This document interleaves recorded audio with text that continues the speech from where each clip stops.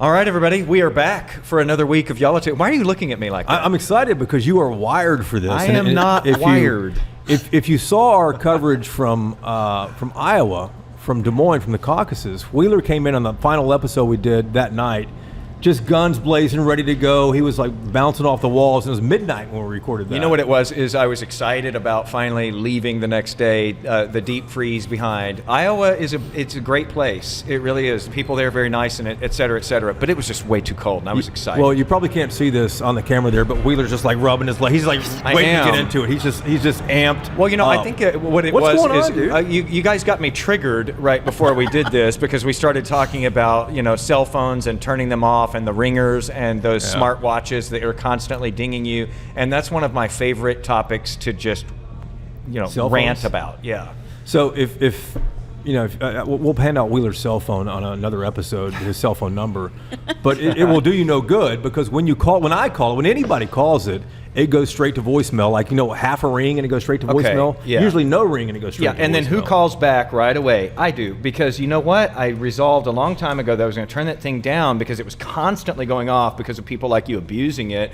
And the thing is, right, Jessica? The shade here. Right. A lot of shades coming. But the thing is I know I'm going to look at this phone, and I do. I'm going to look at this phone about 2,000 times every day. I'm probably going to miss somebody by 30 or 45 seconds if I miss them.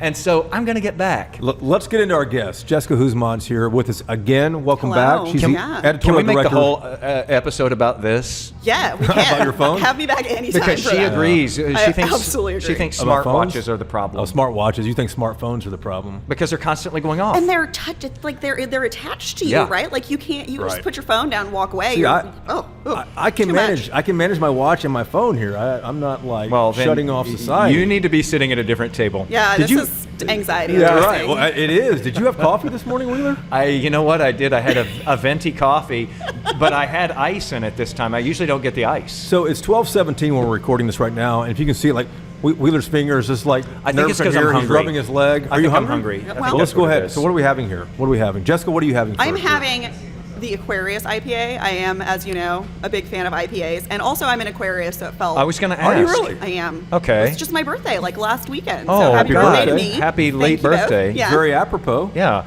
What are you having? I'm having a jersey. It's Jerzy, and I was told the story about this. It's got a great story. Tell me the story. The story I is... recollect it was a good story. I just can't remember. It's a lager. The sisters who run Celestial Brewing, which is where we are at right now in the medical center area of Dallas, I believe it was their grandfather was a Holocaust survivor. From Poland. Yes, and his name was Jerry, I think, and for some reason they called him Jerzy, and this one is brewed in his honor. I hope I did not mess that up, but I think that's roughly the contours of good, it. Man. And an iconic guy. Last I knew was somewhere in his 90s, late 90s. Yeah.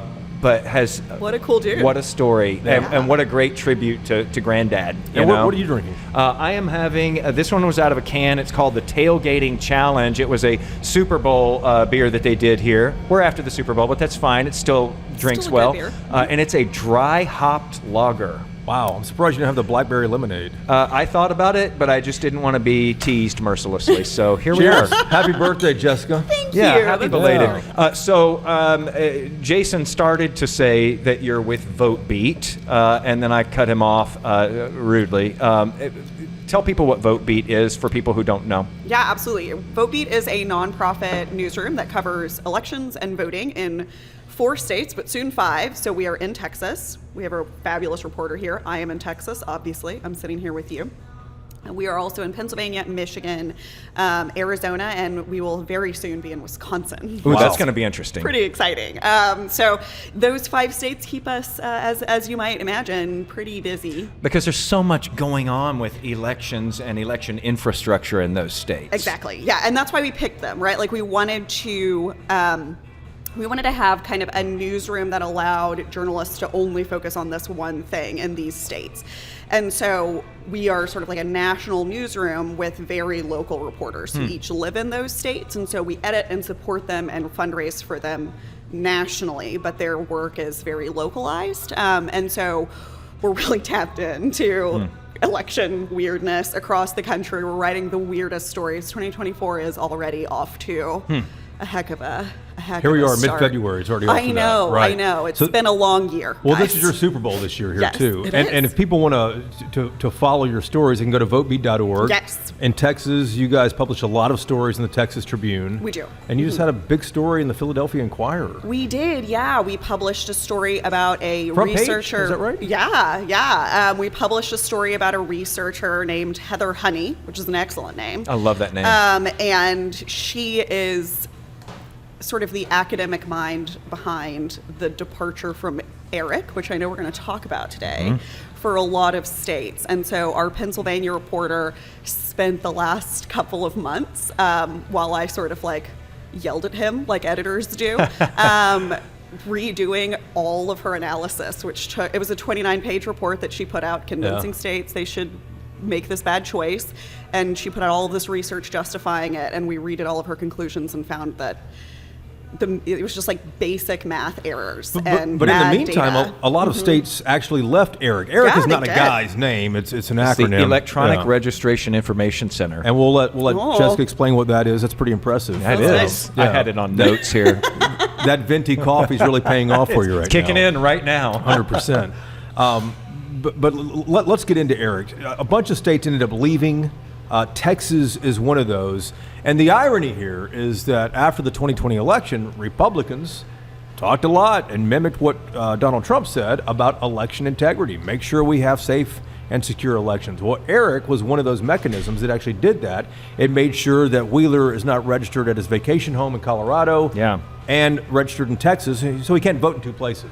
That's essentially what it is, right? That is exactly what it is. I think a lot of people have this this understanding that the government just like knows where you are all the time, and so if you move, then they'll just remove you from the voter roll. That is not how it works, right? You have to do that yourself. But most people don't, right? Like most people move and they get around to changing their voter registration when an election comes up. Or if right? they die, their family doesn't remember to, oh, you know what, we need to tell somebody that they're dead and they them need to from be the vote. removed. Exactly. And so states can use this data sharing program called ERIC and share information with each other. And so they get the entire voter roll, so not just what's publicly available to like you and I if we request it, but like email addresses, full addresses, middle names, like full birthdays, and they're matching voter rolls with other states on all of those criteria. So it's a very strong match. We've had like previous iterations of this that only matched on, for example, first name, last name, and birthday.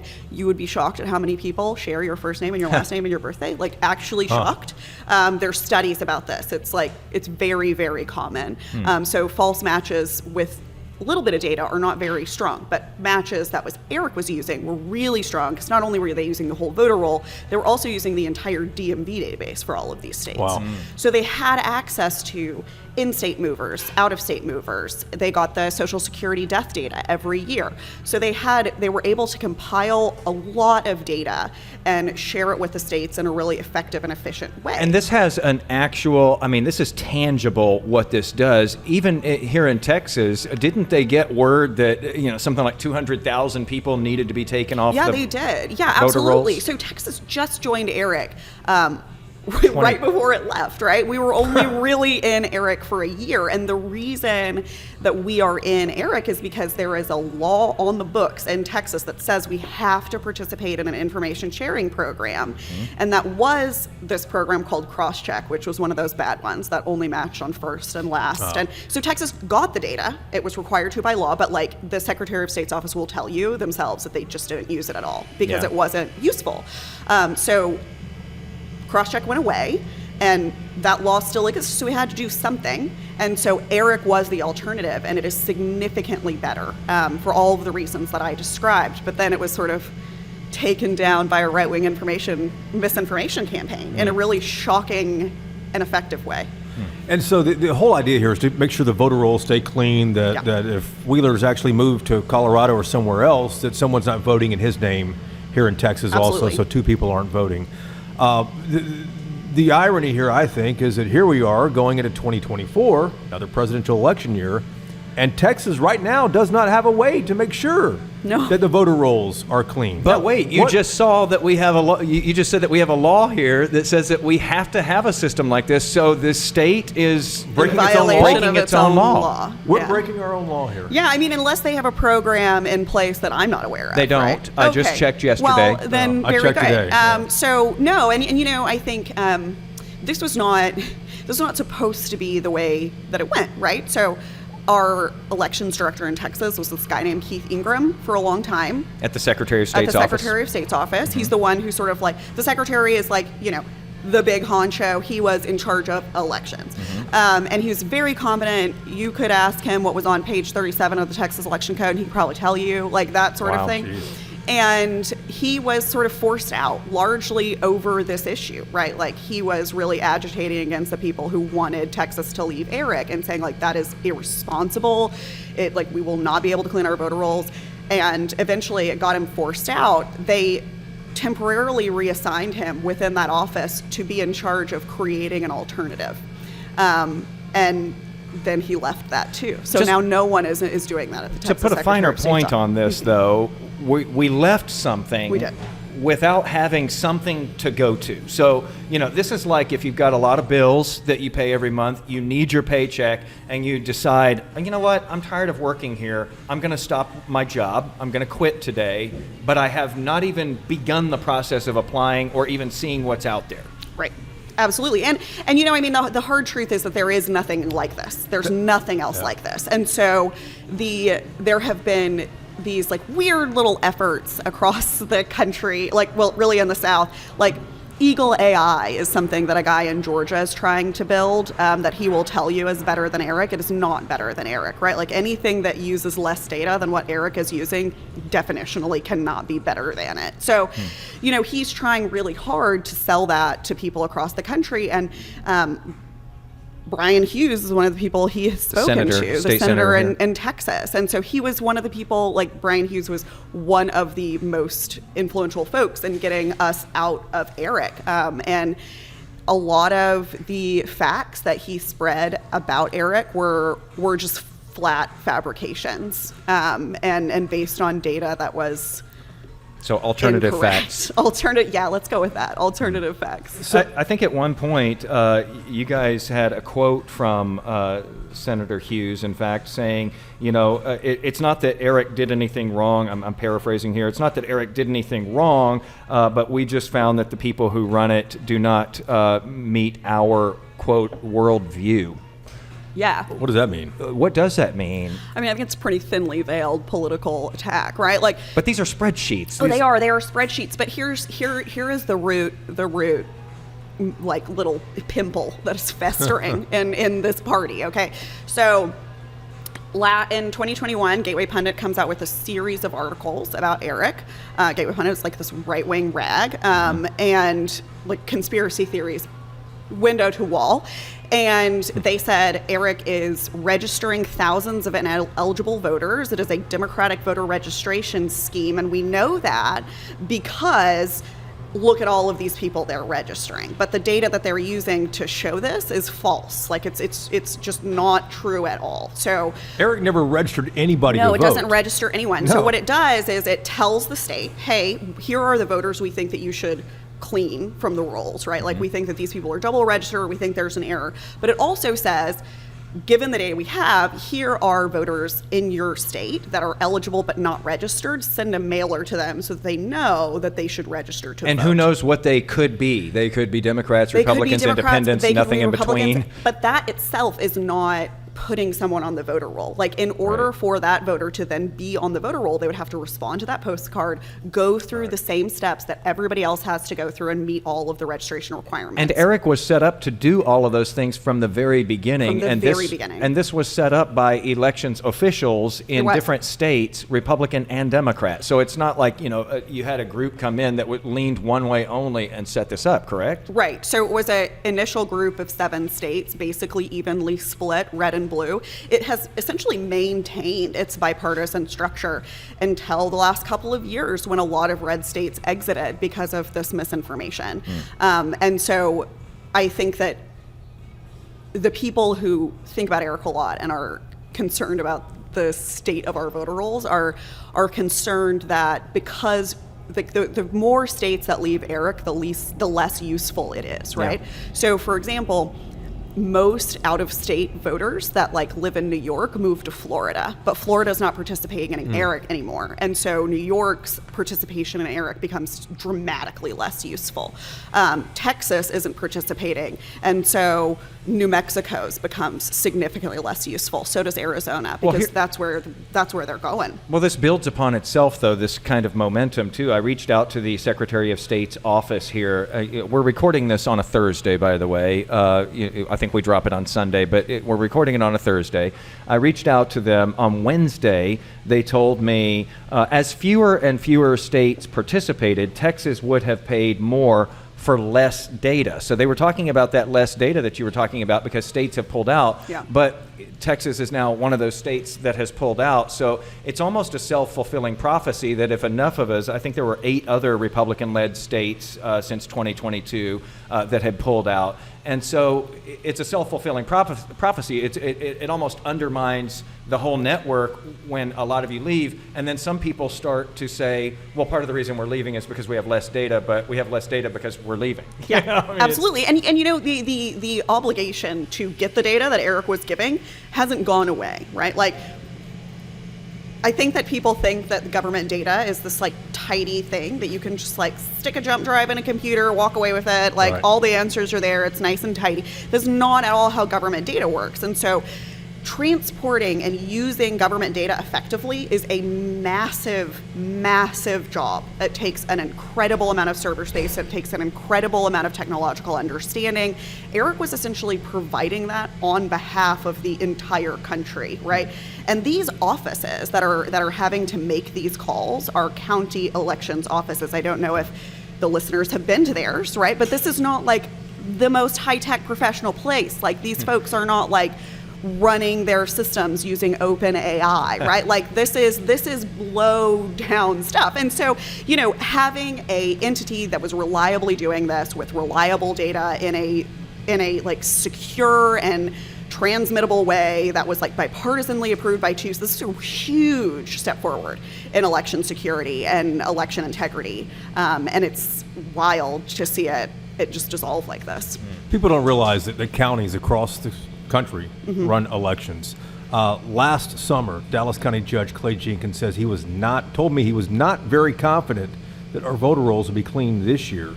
What is at stake now that Texas is out of ERIC and that we're in an election year? Right, absolutely. You know, I think this is a year that it's really important for election administrators to have clean rolls. And like, there are talking points reasons that that's true. It's obviously true that clean voter rolls ensure voter integrity, right? Like, for all of the reasons that your listeners have probably heard all the time. But it also means that, like, right now is when election administrators are trying to figure out where polling locations are, trying to figure out how many polling locations they need, trying to figure out how many ballots to print. Like, this is an incredible logistics process that costs thousands and thousands and thousands of dollars.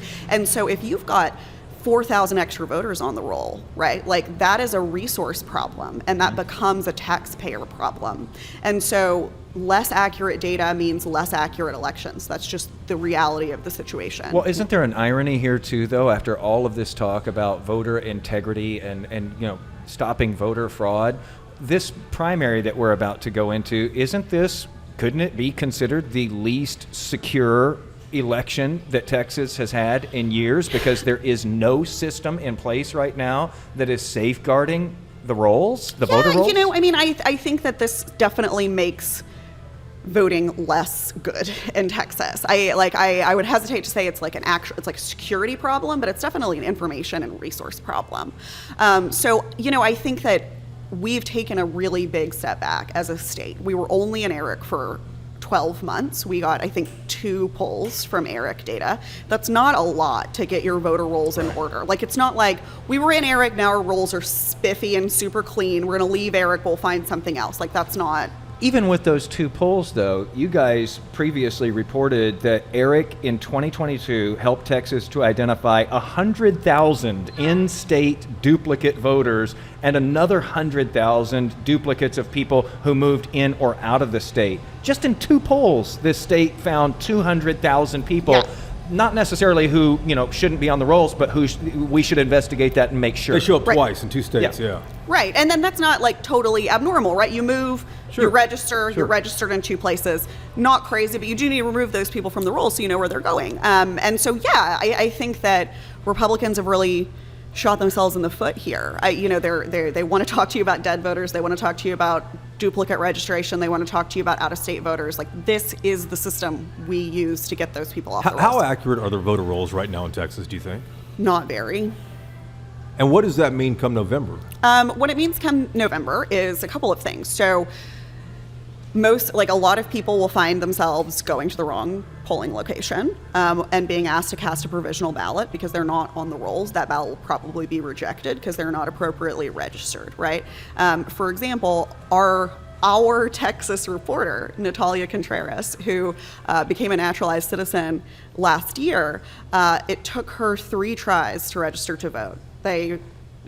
There was a Social Security mismatch, even though she wrote her Social Security number down correctly at her naturalization ceremony, so she didn't get registered there. She tried to register in person, still didn't go through, tried to register again. This is a voting reporter, right? Like, this is a reporter who reports on this stuff for a living, right? She has a better understanding of Texas election law than probably everyone. And it took her 3 tries to register to vote. And so Texas is backdated in so many ways. Like, we do not have online voter registration. We're only one of 6 states that doesn't. And so when you add together lack of appropriate data collection, like, because we're not directly typing things in, it's somebody at the office like typing your Right. Social Security number in for you on it from a handwritten piece of paper. Yeah. All of these things add together to mean that Texas's voter rolls are much, much less sophisticated than the voter rolls in other states. Well, Texas has all these people moving to the state constantly. Absolutely. Over the last year, hundreds of thousands of people have probably moved here. On election day itself and in early voting come November, do you think people are going to have issues because of they might show up twice? No, I don't know that they'll or show not up necessarily twice. show up at all? I think that they might. I think that they're going to either show up twice or they'll show up and they'll think that they're registered at an address that they're not actually registered at, right? And so because they've not received the notifications, because the state has not been doing outreach, because the state hasn't been inactivating their registration from another place, they might go to the wrong polling location, right? Wow. Or it may be that they attempted to register and it just never went through. So we have a 2-part problem here. Our voter rolls are bad because of the way that we put data into them, right? We type by hand things that we've written down on a piece of paper. That's insane. And then now we're also out of ERIC. So it means that all of the cleanup that would happen later isn't gonna happen. So we have mess in, mess out, and it's just a mess. I will give a little bit of credit to the Secretary of State's office because I have a family member who moved from one county to another here in Texas, and they just got a letter from the Secretary of State's office saying, hey, our records indicate you have moved to such and such county, so we've canceled your voter registration in the first county, and it's now only in that second county. So they caught that, to their credit. That's just a personal story there. But you wonder how many... When did he move? This was years ago. Oh, okay. How many? 3 years, 4 years ago, the move occurred and the letter just came. But that was And within the letter Texas, came, though, right? The letter came Yes. because of ERIC. Yes. Oh, okay. The letter That's came interesting. because of ERIC. Even if it was a recent letter. Yeah, because so it takes the counties a long time to process the data that ERIC gives them. Okay. It's huge, and they don't do anything immediately as a result of it. They go individually, voter by voter by voter, and verify that what ERIC Sure. said is true. So it may have been That makes sense. they gave him, they were like, oh, he moved 3 years ago, here it is, and it's taken them 6 months, 8 months to get around to verifying him and making that change. That makes sense then, because I misspoke. It wasn't from the Secretary of State. It was from the county Right. saying, hey, we noticed this, so we've taken you off of that. So that may have been one of those 200,000 people that Eric said, hey, I see 2 of these in your state. That Check is on that. exactly probably. I would bet money that that's the but I case. have a that's family stopping member that. in the 200,000. You do. Weird. Look at you being But a statistic. all that's stopping, though, right? Yeah, it's all stopping. all of it is already stopping. done. It's Wow. all already done, right? We've removed ourselves from ERIC. So let me ask you this. I saw this report that you all did on July 20th of 2023. So, we're now, 6 months out from Yeah. that, okay? So on July 20th of 2023, you all spoke with a representative at the Secretary of State's office here in Texas, and they told you that the office is, quote, still researching options for what to go to after Eric, okay? So I asked the Secretary of State's office yesterday, again, this is 6 months down the line, Yep. Hey, do you guys have something yet? There is nothing in place yet. They answered me that we are continuing to look into options.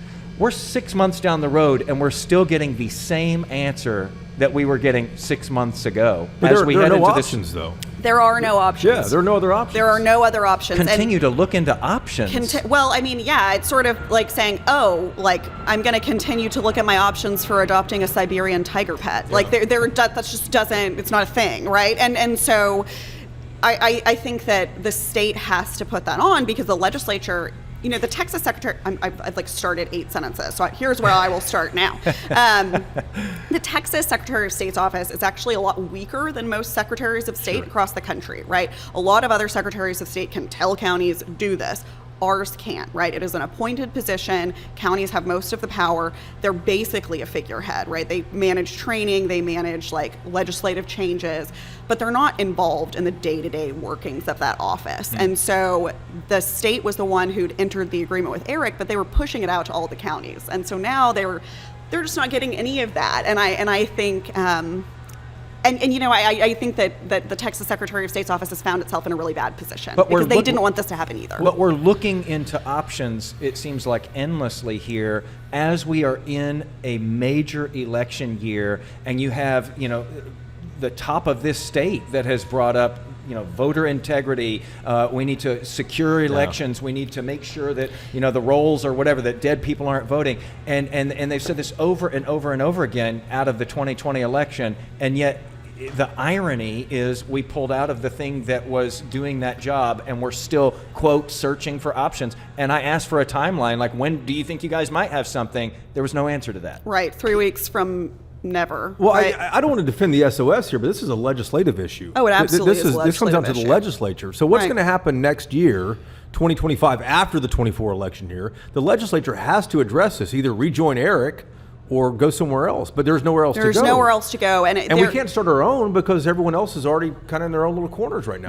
Everybody's in their own little corners. So what does the legislature do then? Because I know you started 3 more sentences right now. Thank you, I appreciate that. So the legislature could fix this. They could. What could they do?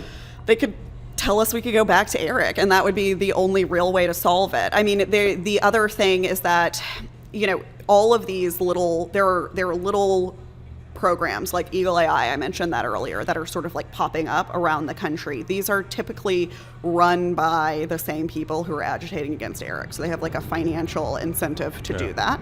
But at the end of the day, the programs that they are building are flatly not secure, right? Like, we can't be sending our voter data with like full social security numbers through like unprotected servers with no passwords. Some guy in Alabama. Yeah, some guy in Alabama. And so, you know, we have an obligation to voters to make sure that their data is being stored securely. And so it's not just that it's not that there are no alternatives to Eric, because in theory there are, right? Like, Eagle AI presents itself as an alternative to Eric. It is not an alternative to Eric. It would be a compliance disaster. The state would get sued immediately. Well, and you have all these Republican-led states who've pulled out. Is there, even if there is a, let's say, legitimate alternative to Eric, which, as you're saying, does not exist right now, even if there were one, is it helpful? Is it dangerous? Is it a slippery slope to go, well, you know, a bunch of red states are going to use this system, a bunch of blue states are going to use this system over here? It's a further polarization and of our politics and our elections here, isn't it? Yeah, I agree. I do. And I think that that's sort of the natural, like, that's the logical extension of what's happening now, is more and more Republican states are going to leave. That will make it more acceptable for them to continue to do so. Democrats will dig their heels in. Maybe at some point Republicans will create something else, but if those two programs don't talk to each other, each of the programs is much less effective than it could be. And they won't talk to each other, certainly. So, of course, we have an election coming up now. We talked about November, but Super Tuesday is coming up in, 2.5 weeks or so. Early voting starts Tuesday. What are you going to be watching for? Oh, my goodness. I'm going to be watching 2 things. I'm going to be watching Gillespie County, and I'll Which tell you is- why. That's where Fredericksburg is. Yeah, Central Texas. Central Texas, and I will also be watching the Republican primary in Travis County, and I will be watching both of those because both of those places have decided to hand count all of their ballots. Let me offer like one clarification. Travis County was like, oh yeah, we're totally going to do that, and then they realized how hard it was going to be, and they said, okay, we're only going to count the early ballots that come in by mail. So now they're going to count a couple of thousand, so they'll be fine. They'll have a week to do that. They'll have right? a week to do Yeah. it. They'll have plenty of time. Gillespie County is going to make all of its people cast paper ballots that they're going to have to count by hand at the precincts, and all of those results are going to have to be tallied and verified and submitted by law by 7 p.m. the next day. And Gillespie, they're not going to do it. and that will delay results statewide, I guess, but they're not a huge player. But Gillespie County, isn't that the county where everyone quit? Yes. That's the entire elections office just walked out. We wrote about this a couple of years ago. The previous elections director in Gillespie County was this really competent woman named Anissa Herrera, and she was serving in that position for a long time. She'd been involved in elections in Gillespie County for a really long time. Her family was from there, and she was run out, and I'm not kidding, by some activists who were really mad about the outcome of a vote on whether to keep fluoride in the county water system. And so these folks were convinced that the election was flawed. They demanded recounts. They took Gillespie County to court. Anissa Herrera got accosted in parking lots. She was only making $40,000 a year, right? Like this is not a job you are paid well enough to get screwed with doing, and right? accosted in parking lots. And so she quit. And the two part-time employees that worked for her office, both of whom made less than $20 an hour, walked out with her.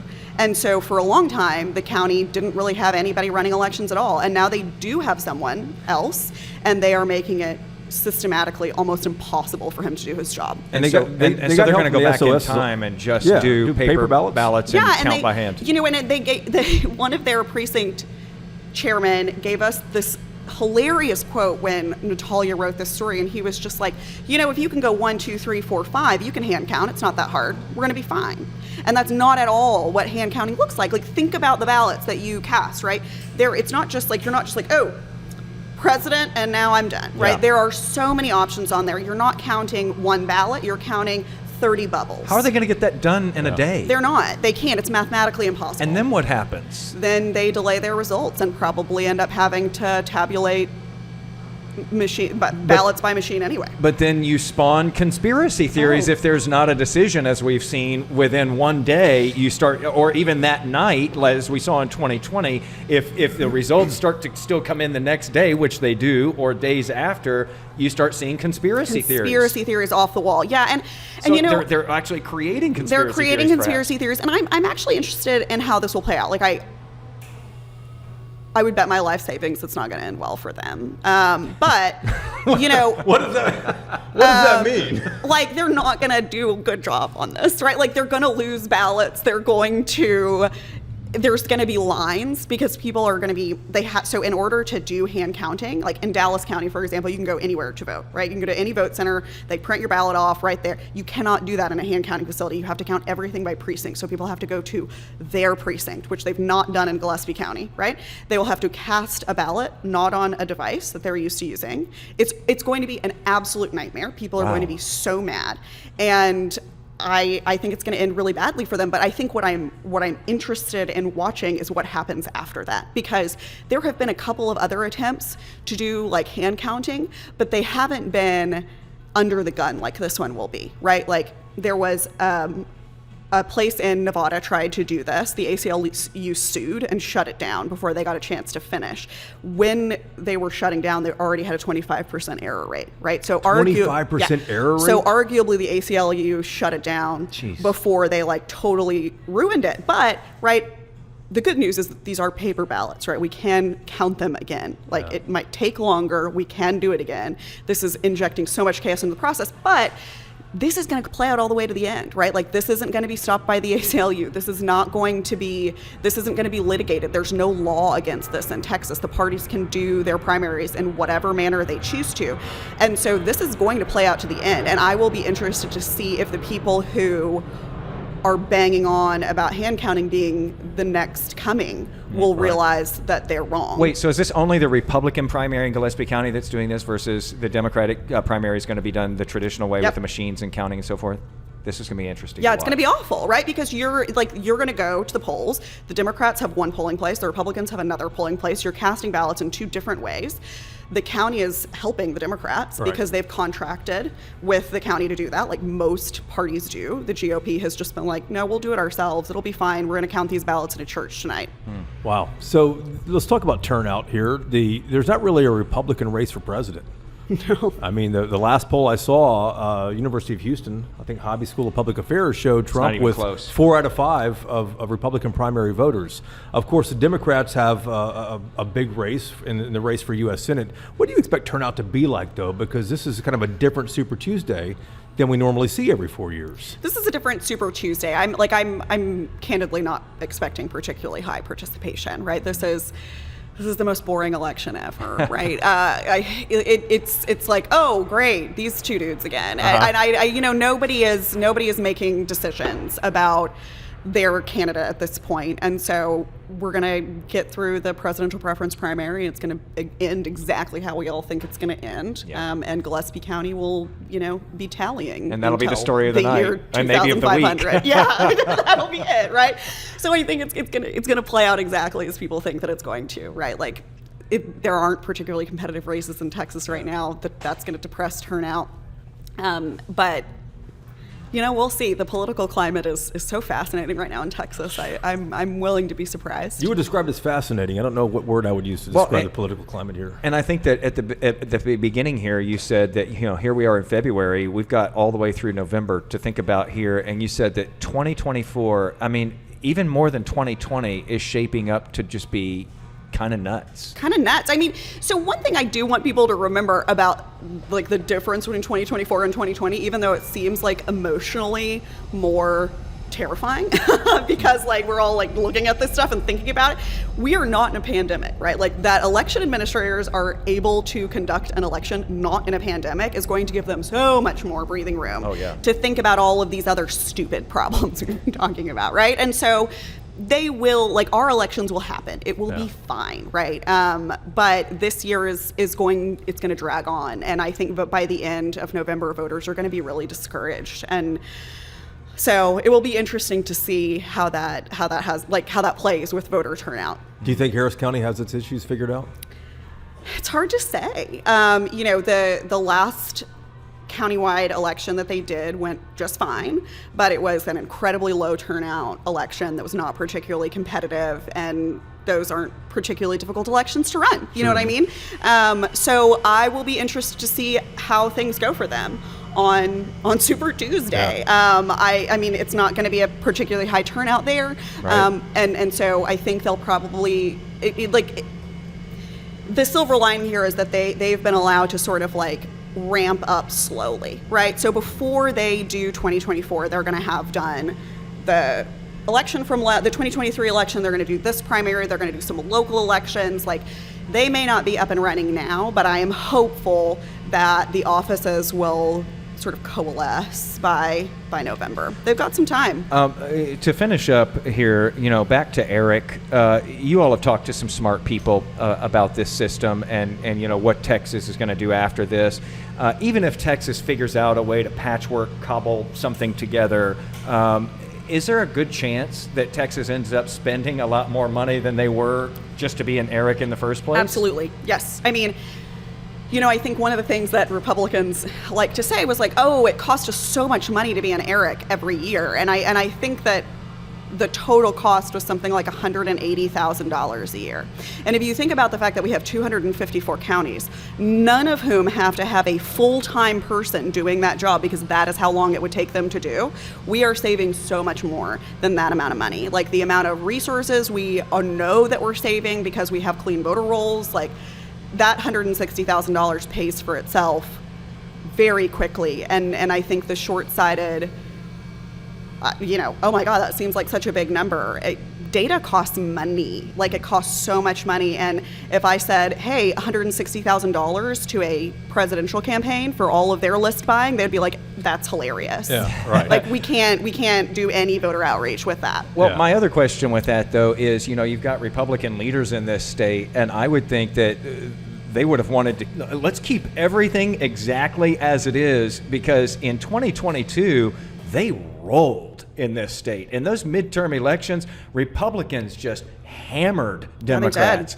If you're in that party, do you just go, hey, whatever's in place right now, leave it in place because it's clearly working? It's not like somebody else is getting some great advantage out of something. This is something that puzzles me about voting all the time, right? So, like, you can look at any reasonable political science research study, and it will tell you that, like, these random laws that people pass, like restricting voting, don't have as much of an impact as they think. And so in certain ways, Republicans have been, like, bucking logic on their voter positions for years, right? Because they're agitating and they're saying, hey, this is resulting in lots of this and lots of that, and it's not happening, right? It's not happening. They're not, the impacts that they claim are happening because of lack of voter ID or moving polling places, not happening. And they haven't been threatened. They've been dominant in this state all across government for more than 2 decades. And so this is just, I think, a continuation of that for them. This is a really powerful political talking point.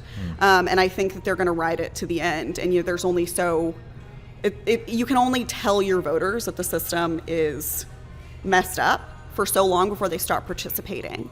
And so if they want to They've keep had that their issue, yeah. Yeah, and so if they want to keep that dominance that you're talking about, they're going to have to stop hurting themselves. You said right it to the end. What is the end, though? I think we're looking at a real reckoning in the Republican Party on these issues. I think we're already seeing it a little bit at the national level, right? You can just look at the Speaker of the House, right, and see that there's, like, massive Republican infighting. Texas is not immune from that, right? There is a huge arm of the Republican Party that wants to relitigate 2020 over and over and over again, and then there is the less conservative ones that don't, and so that's gonna. Well, we saw the tweet battle. Yeah. We saw the tweet battle with John Cornyn and Ken Paxton. Oh, they're eating each other alive. They're going to eat each other alive. 2 Republicans from 2 different parts of the Republican Party of Texas. It's all spilling out. Yeah. I want to finish with this right here. You said finish about 5 minutes ago. I know. Man. I'm going to finish a third time now. When I sent this, request to the Secretary of State's office here, I just asked them, like, do you guys have something in the pipeline? Is there something already up and running? Do you have a timeline, et cetera? Didn't really get into other states or things like that. I thought it was interesting that unsolicited, part of their answer here is that they said, even at its most popular, not all states participated in ERIC, including large states like California. They told me that. I didn't ask, but they told me that.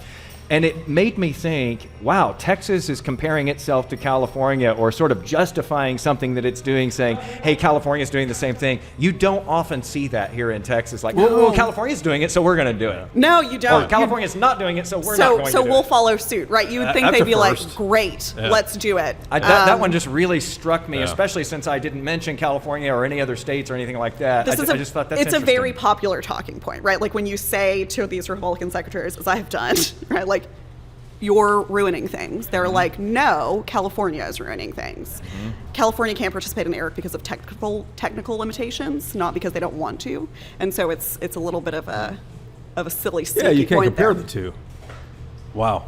What else do you have, Jason? That is it. You sure? I'm done. You have your computer open, like a tablet here with all your stuff? Well, the thing is, I do have my computer open here on the table, and sadly, your phone was leaning up against it. And here's how triggered I am. I noticed the vibration from that phone many times during this podcast. Was it just shaking your screen just a little bit? No, it was the table. Did you feel it? No, I didn't. I'm not as observant. I didn't either. How are you getting home today? Telling you. Huh? How are you getting home?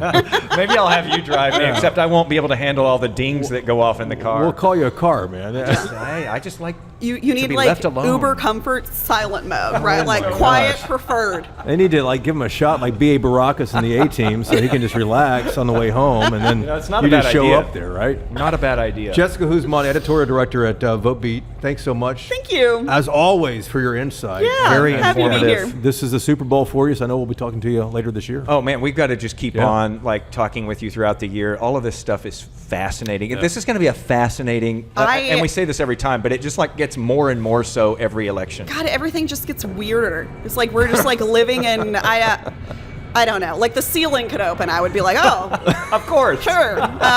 So yeah, it's Walk gonna right be in, right? It's gonna be a hell of a year. Yeah.